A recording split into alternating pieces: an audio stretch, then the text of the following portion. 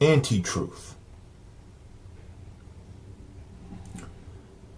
It used to be clear to the skeptic community on YouTube that the right-wing media apparatus, the propaganda machine of the right, was a tool for spreading anti-truth, lies, half-truths, manipulations, deflections. I can't for the life of me imagine how we got to a point that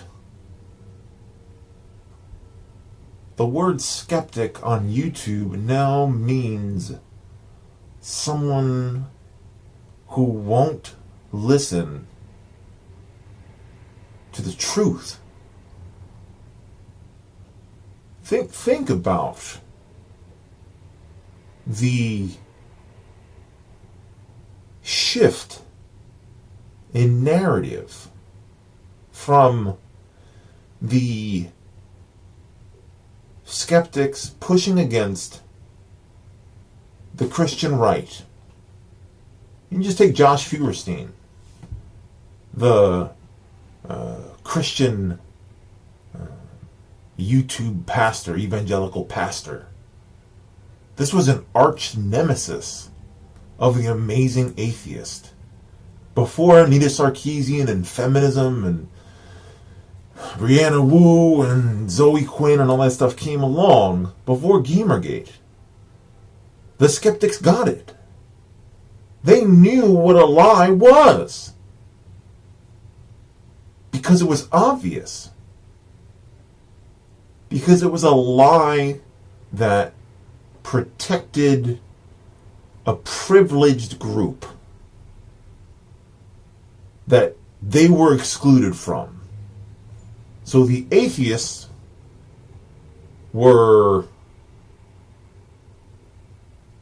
outraged. They felt disenfranchised by the still mainstream Christianity, the afterglow of the post 9/11 evangelical boom that started to dissipate in the first 4 years of Barack Obama, because YouTube really started becoming prominent around the very end of the Bush administration. And for the first half of the Obama administration, you had a skeptic community that was skeptical. But it's easy to be skeptical when the opposition is Josh Feuerstein, because Josh Feuerstein is a fucking creationist. How is it hard to be skeptical of fucking magic? That doesn't take... Little kids are fucking skeptics on that scale. It's something that's as easily disproven as Santa Claus. In a society, in a modern society, God as a binding force on which to build your civilization, as a measure on which to model science or economy, is easily debunked. Your personal religion, your personal beliefs are your own. I'm not here to debunk or disavow anyone's beliefs in Creator, God, etc. Not my thing. If it's yours, it's fine. So the skeptics popped up on YouTube and screamed that there was no Santa Claus. And when everyone agreed with them,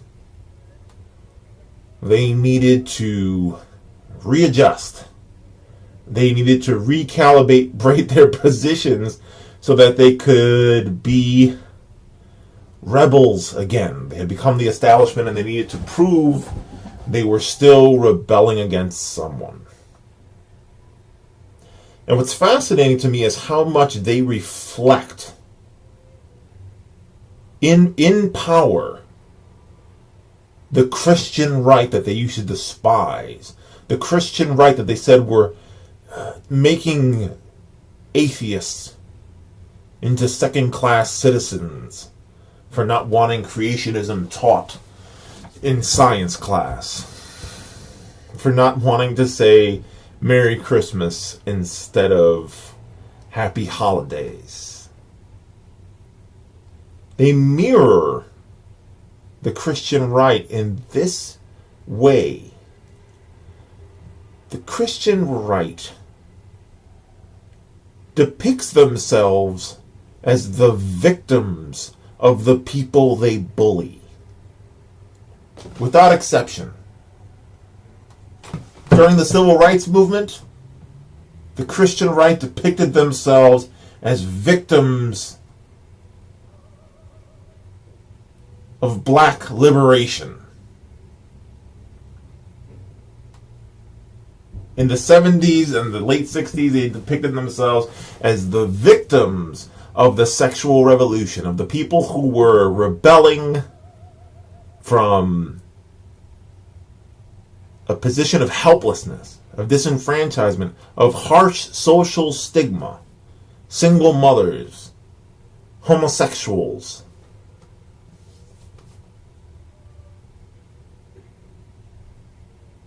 In the 1980s, the Christian right under Ronald Reagan found a new word for the sinister single mother. It was referred to as a welfare queen. The wealthy, the taxpayers, were victims of these sinister single mothers who were deliberately and maliciously breeding these poor, unfathered, poorly reared babies to rob the social safety net blind. To milk Medicaid. To milk WIC. Anyone who has ever lived on WIC realizes, anyone who's ever lived on government assistance of any kind realizes that fucking working is way better than taking benefits. It's always way better. I mean, throughout my life, living here in the Bronx, the majority of handicapped adults, disabled adults, that I have seen in my life have been, because I'll stop and talk with them for a little bit just to, I'm one of those guys that stops and talks to homeless people. If I'm going to give them $1 or something like that, I want to kind of find out what their deal is, what their story is. And 9 times out of 10, if it's a disabled person, they will tell me, man, I got a disability check, and I got to still sit out here and beg in order to get money for a room, or to get money for food, or to get money to pay electricity and basic needs. Being on a welfare check, being on a government check is not a hustle.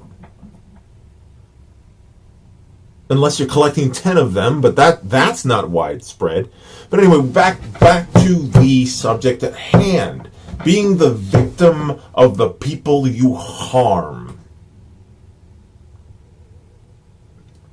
So Blair White bullies Milo Stewart and Riley Dennis, and when Riley Dennis and Milo Stewart call her a bully, they're the villains for telling the truth. And the other skeptics step into that situation and they look at obvious contempt for vulnerable people who are trying to find their place in the world, people who are outside the mainstream, and they rebel by defending the bully because my friends,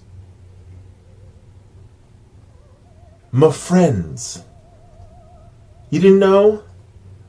The skeptics are tribalists. Like any powerful group, they're narrow, and they only care about protecting their little tribe. The skeptics have become the 1% of YouTube political content. Yeah, man, because anti-social justice talking points have filtered up to Philip DeFranco and H3H3, you name them. Thank God for the vlog brothers, man. At least they're progressive. They don't, they don't piss down on us. So I'm thankful for them, but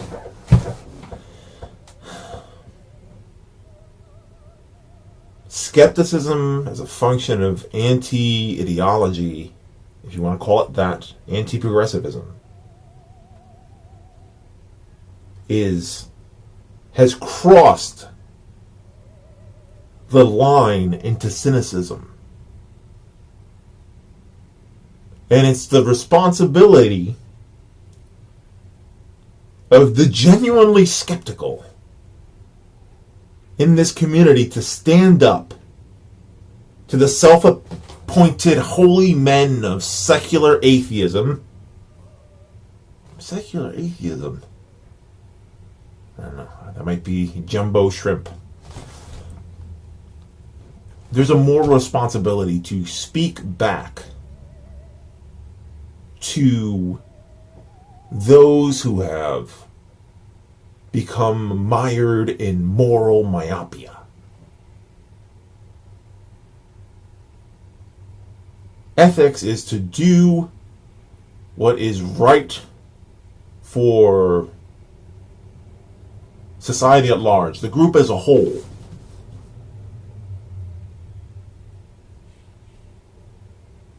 And the anti-truth tellers on YouTube have stepped far away from ethics.